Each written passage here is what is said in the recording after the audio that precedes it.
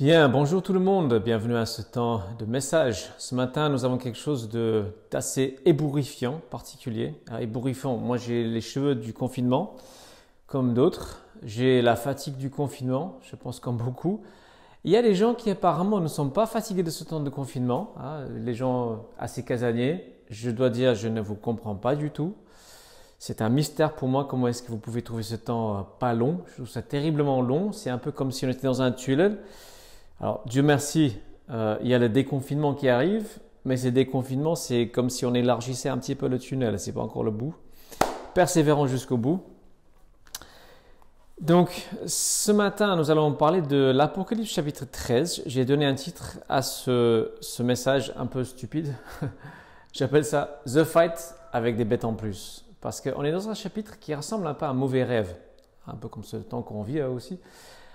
Et dans ce rêve, il y a des choses bizarres. Il y a des bêtes à plusieurs têtes, avec des cornes, etc. Et quand quelqu'un vous raconte son rêve, vous vous dites « Ah, ok, d'accord ». Et puis vous oubliez.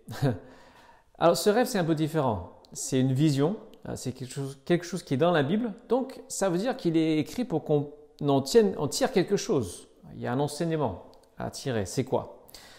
Pour rappel, la semaine dernière, nous étions dans l'Apocalypse 12. 12 et 13 vont ensemble. C'est pour ça que j'ai décidé de traiter aussi le chapitre 13 avec toutes ces bizarreries. Le 12, c'était une femme enceinte poursuivie par un dragon. Déjà, c'était quelque chose. Et on a vu quand même que dans le symbolisme biblique, cette femme représente le peuple de Dieu. Et le dragon représente Satan, l'ennemi, tout ce qui est force maléfique. Et qu'il y a un combat, mais que Dieu merci, c'est la femme qui gagne, même si c'est elle la plus faible, parce que Dieu est avec elle. Super. C'est une bonne nouvelle, c'est une bonne chose. Donc, qu'est-ce qu'on peut faire de ce chapitre 13? D'abord, il faut le lire, c'est ce que nous allons faire, je vous invite à écouter. Alors je vis monter de la mer une bête qui avait 7 têtes et 10 cornes. Elle portait sur ses cornes 10 diadèmes et sur ses têtes étaient inscrits des titres insultants pour Dieu. La bête que je vis avait l'allure d'un léopard, ses pattes ressemblaient à celles d'un ours et sa gueule à celle d'un lion. Le dragon lui donna sa puissance, son trône et une grande autorité. L'une de ses têtes semblait avoir reçu un coup mortel, comme si elle avait été égorgée. Mais la blessure dont elle aurait dû mourir fut guérie. Là-dessus, le monde entier, rempli d'admiration, se rangea derrière la bête. Les peuples adorèrent le dragon, parce qu'il avait donné son pouvoir à la bête.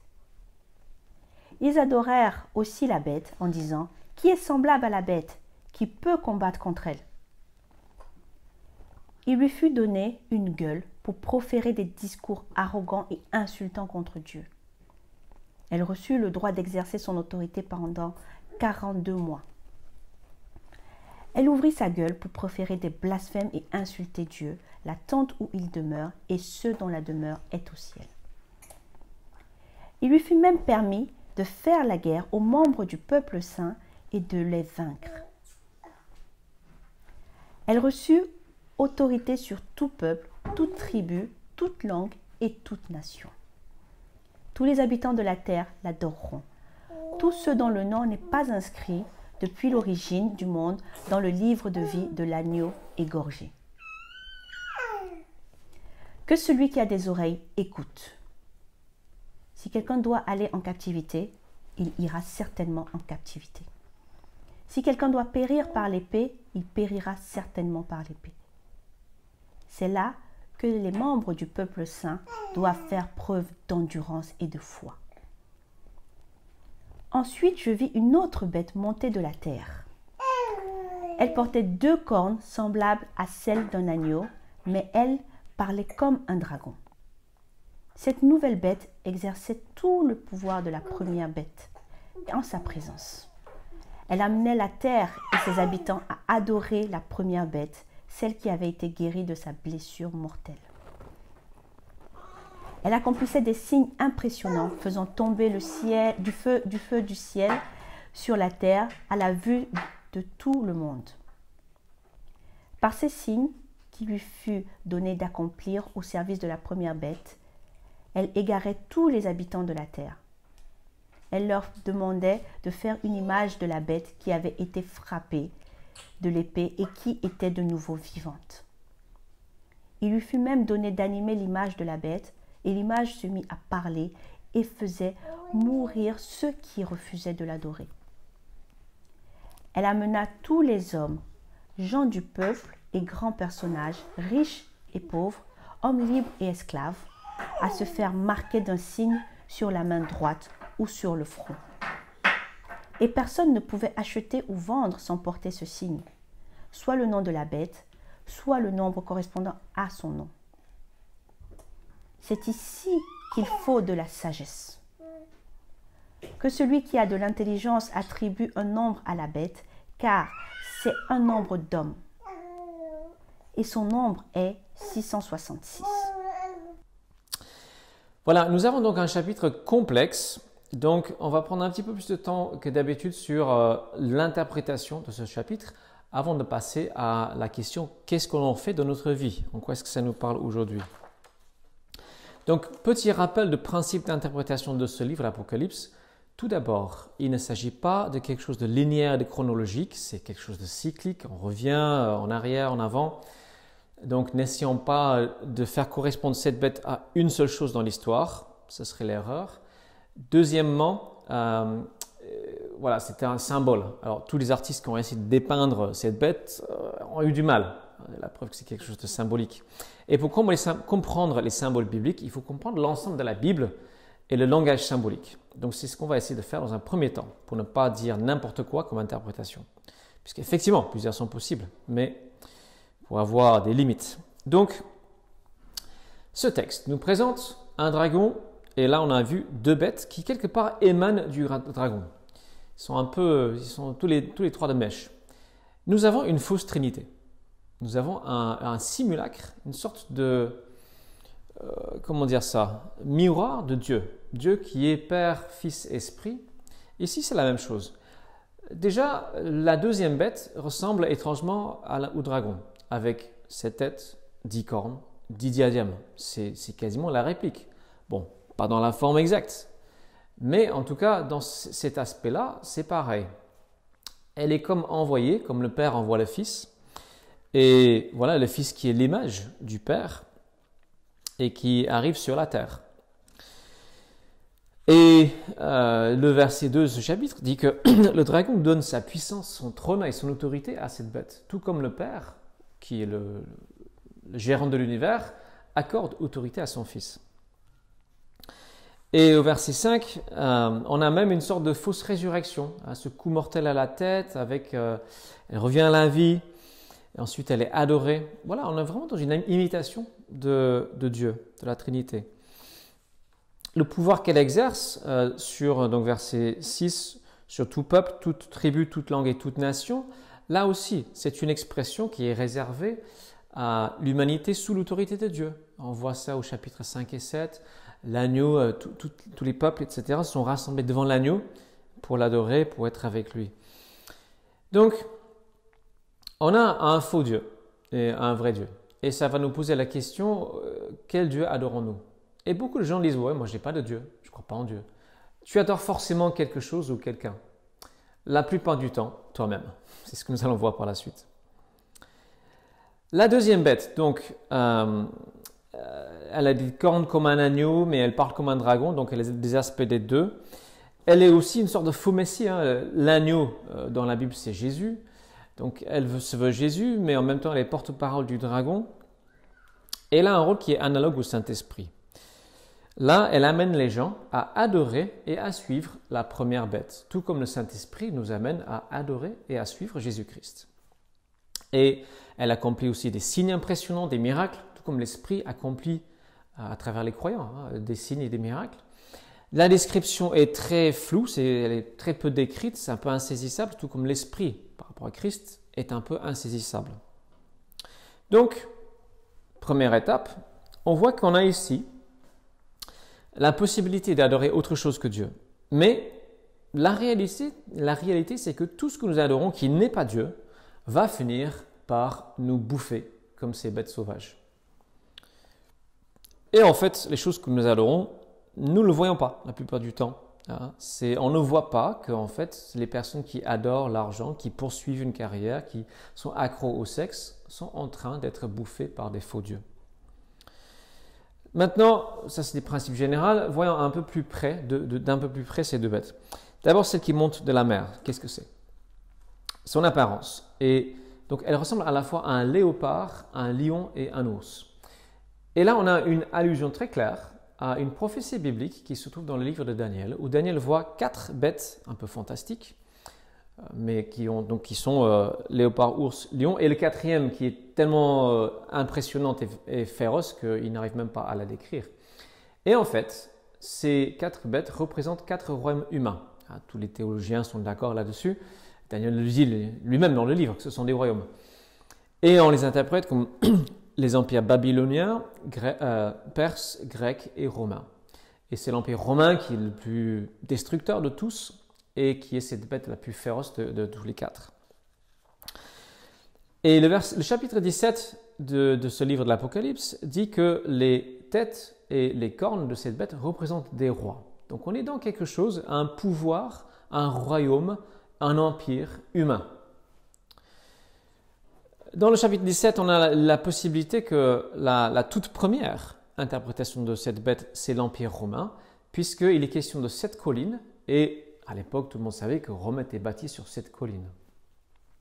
Mais voilà, on a quand même une synthèse, 3 animaux ensemble, mélangés, ce qui laisse tout à fait croire que ce n'est pas limité à interpréter ça comme l'Empire romain, mais comme tous les empires, voire même les institutions ou organisations humaines qui agissent comme des bêtes qui écrasent, et en particulier, dans ce chapitre, qui persécutent l'Église de Dieu, les croyants. Tous les historiens pourront vous confirmer que toutes les personnes qui se trouvent à la tête des grands empires ont tendance à se diviniser, se prendre pour Dieu. Dans l'Empire romain, c'était flagrant, il fallait adorer l'empereur. Aujourd'hui, ça se voit de façon très flagrante en Corée du Nord. Les gens doivent absolument se prosterner devant leur leader, j'allais dire spirituel, politique, mais qui se veut aussi spirituel. Et en fait, ils ont récemment créé une statue, ils ont rajouté Donald Trump à leurs 2 statues, et Trump en est très content. Et apparemment, il a dit quelque chose du genre, mais pourquoi est-ce qu'on ne fait pas ça chez moi? Lui aussi a cette même tendance. C'est pas le seul, pas le seul. Ça peut être même à un petit niveau, même au niveau d'une église. Ça peut aussi exister. Et le chapitre montre que les gens sont en admiration devant cette puissance, ces empires humains. Et c'était le cas à l'époque de Jean. Les gens étaient en admiration de cet empire romain extraordinairement bien organisé et puissant qui écrasait tout devant devant lui. Et Dieu donne la permission à cet empire de vaincre, le terme qui est employé, les croyants. Pas l'Église, mais en fait l'Empire met à mort certains chrétiens. Tout cela pour un temps limité. Il est question de 42 mois, ce qui, quand vous faites le compte, c'est 3 ans et demi. C'est toujours ce même chiffre symbolique, 3 et demi qui signifie le temps d'épreuve, un temps certes pénible, mais limité. Et Dieu met des limitations à ce qui est possible. Alors, c'est dit subtilement, mais c'est toujours à la forme passive. Il fut donné à cette bête de pouvoir. L'autorité lui fut donnée de faire la guerre aux croyants, etc. Qui donne? Alors, ce n'est pas dit Dieu donné, mais ça ne peut être que Dieu. Question, pourquoi donc est-ce que Dieu permet cette activité humaine inspirée par l'ennemi? Cette activité, on va dire, satanique sous forme déguisée dans les affaires humaines courantes. Pourquoi? Alors, dès lors qu'on essaie de justifier le mal et lui rendre nécessaire, on est sur une pente glissante. Néanmoins, on peut réfléchir, et des croyants avant nous, comme certains Jean Chrysostome, ont bien réfléchi à ce sujet, théologien du IVe siècle. Lui a dit qu'il nous faut un adversaire de taille pour que vraiment nos qualités puissent sortir. Imaginons que vous étiez dans un ring de boxe et il y avait face à vous un petit enfant. Ça serait injuste déjà, mais ce n'est même pas honorant pour vous. Vous ne pourrez pas déployer toutes vos qualités face à ce petit enfant. Il vous faut un adversaire de taille. Et il disait que l'ennemi, c'est un peu ça. C'est-à-dire que pour que nos qualités puissent se déployer et se voir, Dieu a permis un adversaire de taille à son peuple, même à l'humanité. Donc c'est une piste de réflexion en tout cas. Et c'est aussi signe de la confiance que Dieu nous fait. Dieu nous croit capable de surmonter, avec son aide évidemment, les ennemis. Ma croyance, c'est que chaque époque a sa bête. Ce n'est pas limité à une seule possibilité. Et aujourd'hui, si on voulait absolument chercher un candidat pour cette bête, cet empire humain inspiré par l'ennemi, il n'y a que deux puissances mondiales actuellement, les États-Unis et la Chine. Peut-être que c'est l'un, l'autre, les deux, qui sait. En tout cas, les deux ont cette volonté de dominer le monde par la puissance économique ou militaire. Mais on va voir dans un instant la deuxième bête, ça va élargir notre perspective et je ne limite pas à cette interprétation possible. Et on est quand même dans une forme de paradoxe avec l'autorité, le rapport avec l'autorité, parce que en tant que croyants, Dieu nous appelle à respecter les autorités, à obéir aux lois, être de bons citoyens, du moment qu'ils ne nous empêchent pas d'être témoins de Jésus-Christ. Voilà, donc on arrive à la deuxième bête. Qu'est-ce que cette deuxième ? Son apparence fait moins peur, il ressemble davantage à un agneau. Et quel est son rôle ? C'est de conduire les gens à adorer et à suivre la première bête. Donc, on est dans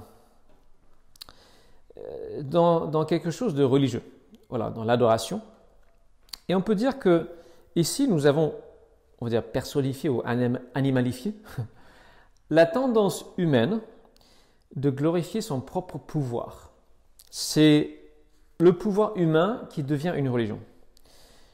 Alors vous allez dire, c'est pas le cas chez nous. On n'est pas dans un empire qui nous persécute. On n'est pas obligé de se prosterner devant une statue du président.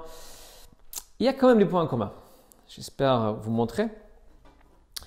L'homme ne peut pas exister sans religion, sans transcendance, sans quelque chose qui le dépasse, sans au moins des valeurs qui le dépassent. Et ces choses-là, on les appelle Dieu, tout simplement. Et dans presque toutes les sociétés, il y a une forme de religion d'État. À l'époque de Jean, c'était évident. Il fallait se prosterner devant l'empereur. Ce n'était pas toujours le cas dans l'Empire romain. Mais il y a cette tendance à l'homme, dès lors qu'il est en position d'autorité, de vouloir qu'on l'adore, de s'accaparer tous les pouvoirs. Ça se voit dans plusieurs sociétés actuellement. Les États-Unis un peu, d'autres pays aussi, où le président veut s'accaparer de plus en plus de pouvoir.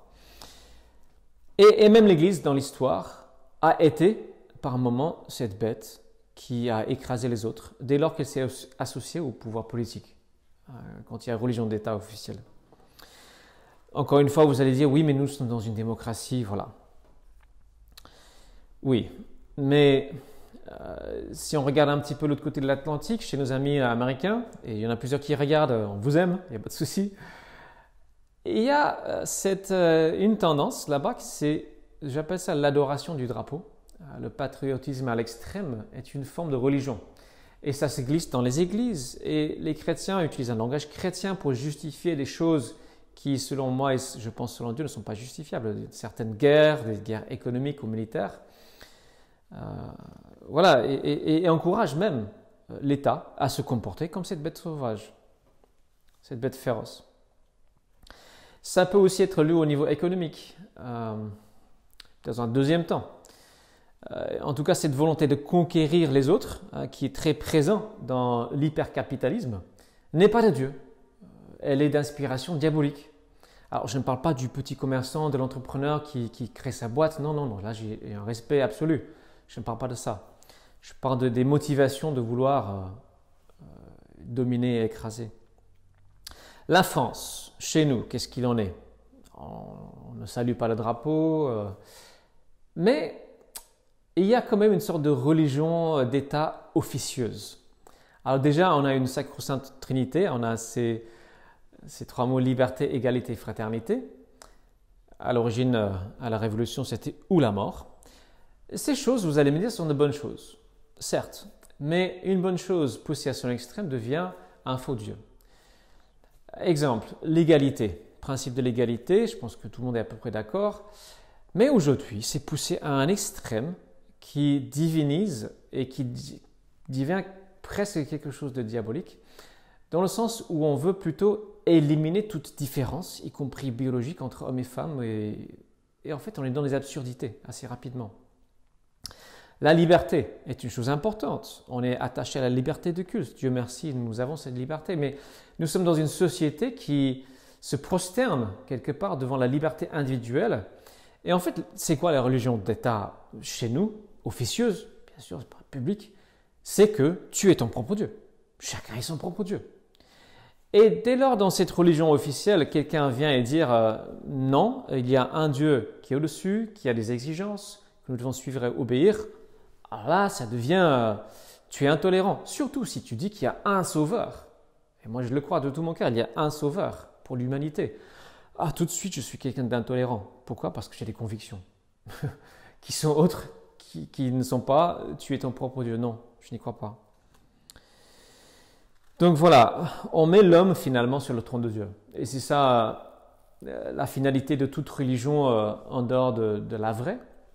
En dehors de cette révélation d'un sauveur, c'est l'homme va devenir au final son propre chef. Et même dans la religion, les religions orientales, par tes méditations, etc., tu te transcendes toi, c'est toi qui es au centre. Même dans l'islam, j'oserais dire, c'est tes actions au final qui sont les plus importantes, ce n'est pas Dieu.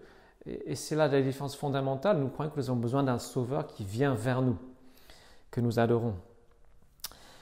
Donc, avant de conclure sur les actions, enfin, qu'est-ce qu'on fait de ces chapitres, il faut qu'on considère la partie qui a fait couler le plus d'encre. Cette histoire de la marque et du nombre de la bête, c'est quoi? Et en fait, ça va nous aider à résumer un peu le chapitre. Donc, cette marque, c'est quelque chose qui est sur la main droite. La main droite dans la Bible symbolise l'action, ou sous le front, qui symbolise la pensée, l'intelligence, l'esprit, etc.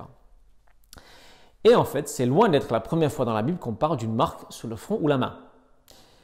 Plusieurs fois dans l'Ancien Testament, il en est question. Par exemple, Deutéronome chapitre 6, verset 8, Dieu dit à son peuple, concernant sa loi et ses préceptes, qu'ils soient attachés comme un signe sur ta main et comme une marque sur ton front. Donc exactement le même langage. Parce que Dieu veut que notre parole, notre pensée et nos actes soient imprégnés de sa parole. Et aujourd'hui, vous allez dans un quartier de juifs orthodoxes, ils vont prendre cette parole au sens littéral. Ils vont attacher sur leur front une petite boîte qui contient des versets de la Torah et ils vont attacher un signe sur la main. Donc, Dieu veut que sa parole soit sur notre front et notre main. Petite parenthèse, on fait un petit détour chez le prophète Ézéchiel, il y a une de ces références très intéressantes où il est question d'hommes qui se soucient réellement de la volonté de Dieu. Dieu les marque sur le front avec un signe de croix. Ézéchiel 9, 500 ans avant Jésus-Christ.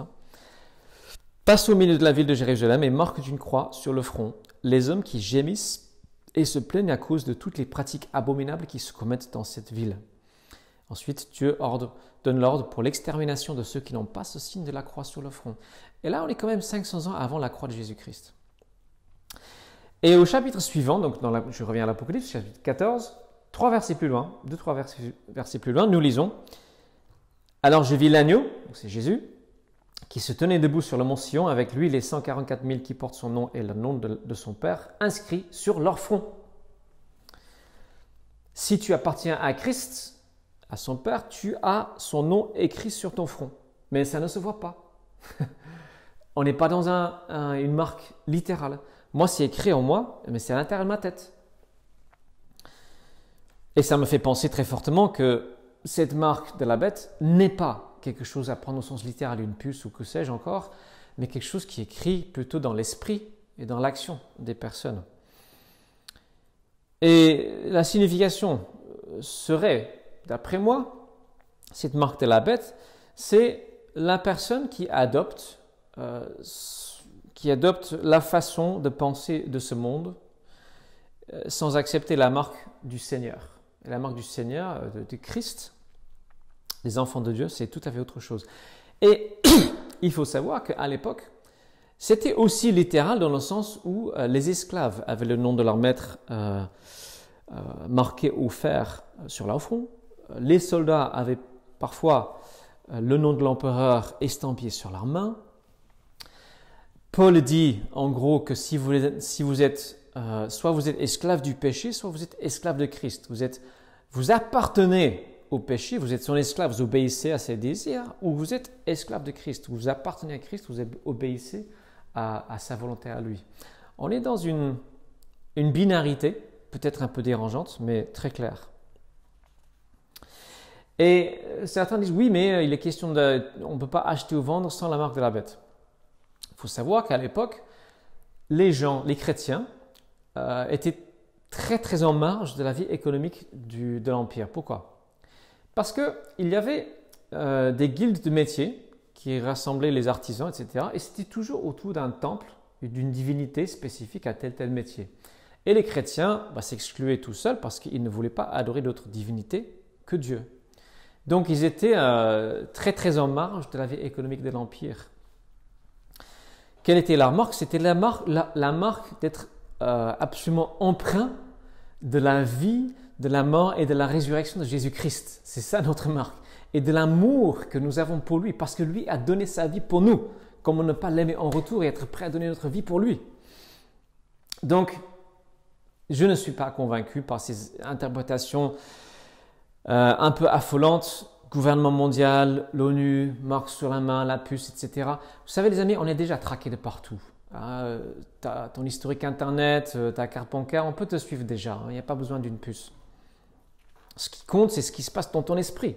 C'est ça que Dieu voit. C'est ça l'invisible. Ici, ce livre montre le monde invisible, pas le monde visible. Le nombre de la bête. Donc voilà, la question c'est, est-ce que Jésus-Christ est mon Seigneur en toutes choses? Et je peux vous donner un exemple. Ces derniers temps, je suis en train de réaliser en profondeur, je confesse que mon regard sur les femmes n'est pas aussi pur que ce que je pensais en fait. Je suis en train de me travailler vraiment en profondeur là-dessus. Et c'est la Seigneurie de Jésus dans ma vie qui est en question. Le nombre de la bête, 666, c'est quoi? On est dans une fausse trinité, comme on a dit. On a un chiffre triplé là, 666. Le chiffre 6 dans la Bible est le chiffre de la création. 6 jours de la création, Dieu crée le monde. Le 7e, c'est réservé pour lui. 7, c'est le chiffre de Dieu, de la divinité, de la complétude, enfin la divinité du divin. 6, le chiffre de la création, et 6, c'est un chiffre d'homme, un nombre d'hommes, selon le texte. L'homme doit se rappeler qu'il est créé, qu'il n'est pas créateur, même s'il a des capacités, même s'il est proche de Dieu. 6 est proche de 7. Il est au sommet de la création, d'ailleurs. Mais il ne sera jamais Dieu.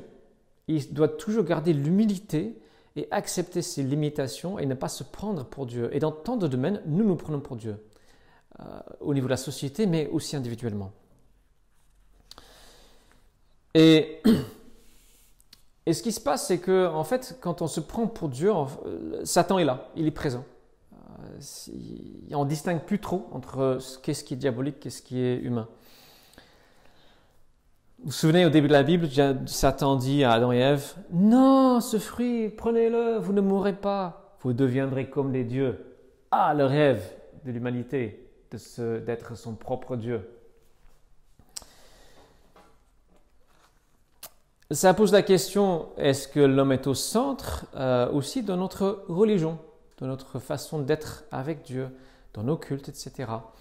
Et attention, dans ce chapitre, on voit des faux miracles produits par la puissance de Satan. Je connais un pasteur autoproclamé qui, toutes les semaines dans son église, il chasse des démons des mêmes personnes qui reviennent chaque semaine pour être délivrés. Chaque semaine, il va livrer des prophéties. Et en fait, son but, c'est quoi? Je vois très clairement que son but, c'est d'attacher les gens à lui, à sa personne. C'est lui qui est au centre, en fait. Ce n'est pas Dieu. Donc, c'est un avertissement pour nous tous qui sommes responsables d'église, que ce soit vraiment Dieu au centre, pas nous-mêmes. Mais c'est valable dans tout. La louange aussi. La louange, parfois, on peut glisser tout doucement vers une louange humanocentrique, avec la technique, le super chant, l'ambiance.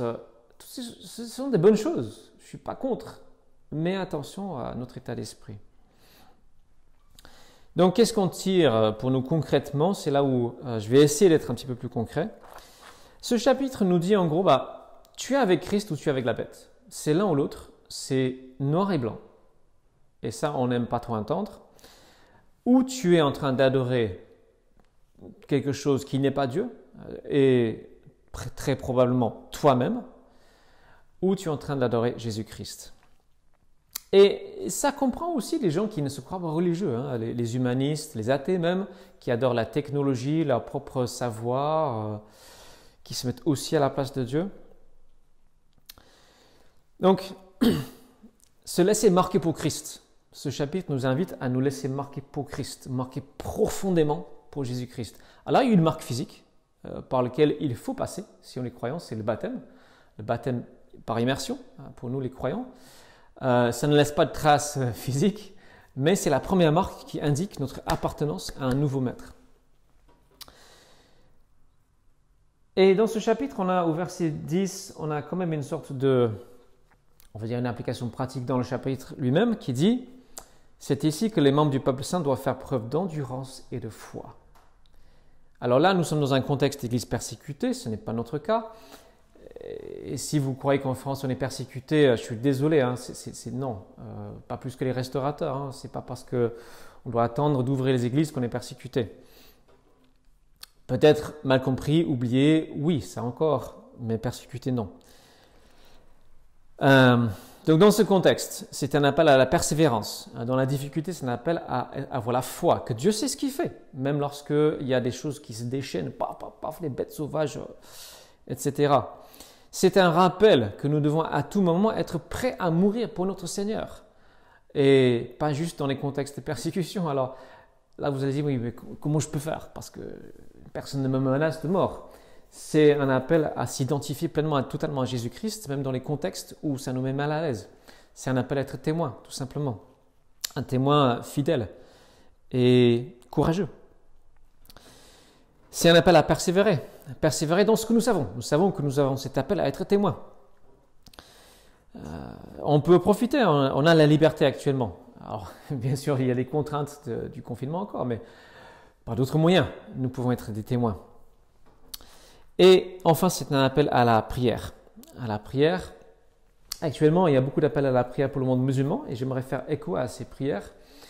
C'est le Ramadan et il y a des musulmans qui cherchent vraiment sincèrement Dieu et nous devons les accompagner dans la prière, que Dieu se révèle à eux et qu'ils puissent aussi reconnaître l'unicité du Sauveur, qu'on a besoin d'un Sauveur. Et ce chapitre est un rappel. On est entouré de choses qui nous dépassent. On a besoin d'un Sauveur. Il y a un Sauveur. Ce Sauveur s'appelle Jésus-Christ. Il a été envoyé pour nous délivrer du mal et son emprise. Déjà dans le monde céleste et ensuite dans le monde concret de nos actions au jour le jour et dans le monde futur, c'est ce qui va venir. Prions. Ces derniers temps, j'ai eu des discussions intéressantes avec des personnes musulmanes et nous sommes appelés à aimer ce peuple et aussi à prier pour les persécutés. Hein. Dans beaucoup de pays musulmans quand même, il faut le dire, nos frères et sœurs chrétiens sont parfois sévèrement persécutés. C'est l'action encore de la bête. Prions pour eux en ce moment. Prions pour ceux qui œuvrent parmi eux. Prions pour aussi nos voisins, nos proches, tout simplement. Si ça ne vous inspire pas, je vous encourage cette semaine, juste, comme j'ai dit la dernière fois, demandez à Dieu cette semaine l'occasion de partager un témoignage avec une personne ou deux personnes, même juste dire le mot Dieu. Et cette semaine, mettez-vous des petits défis, entraînez-vous au combat dans la prière, utilisez peut-être votre portable pour vous rappeler 1 minute par-ci, 30 secondes par-là, mettez-vous à prier pour ci, pour ça. Je sais que c'est difficile, je suis conscient parce que pour moi aussi, je préfère être cool, tranquille, je ne sais pas à quel point non.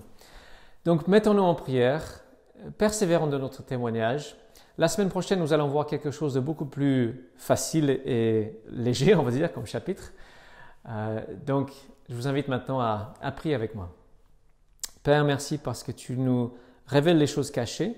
Tu nous révèles comment toi tu vois ce monde. Comment toi tu vois les puissances humaines.